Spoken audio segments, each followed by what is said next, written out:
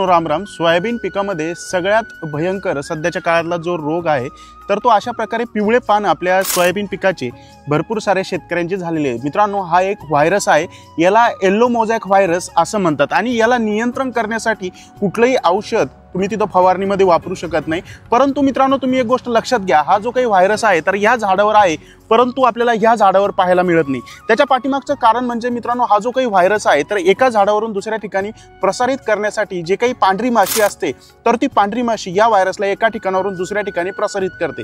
तर मित्रांनो, सगळ्यात महत्त्वाचं काम याला जर तुम्हाला नियंत्रित करायचं असेल तर हा तुम्ही पूर्ण प्लॉट पाहू शकता। या प्लॉटमध्ये फक्त 2 ते 3 जे काही झाडं आहेत तर ते इथं आजूबाजूला झालेले आहेत। इथं एक झाड आहे, इथं एक झाड आहे आणि इथं एक झाड आहे। मित्रांनो, सगळ्यात महत्त्वाचं काम आपल्याला या व्हायरसला नियंत्रित करायचं असेल तर सोयाबीन पीक एखादा अर्ध जर झाड असेल तर सगळ्यात अगोदर उपटून फेकून द्या आणि त्याच्यानंतर पांढऱ्या माशीला नियंत्रित करण्यासाठी एखादं चांगलं कीटकनाशक आपल्याला फवारणीमध्ये वापरायचं आहे, ज्याच्यामध्ये तुम्ही SLR 525 या नावाचं कीटकनाशक येते 25 ते 30 मिली प्रति 15 लिटर फवारणी पंपसाठी वापरू शकता।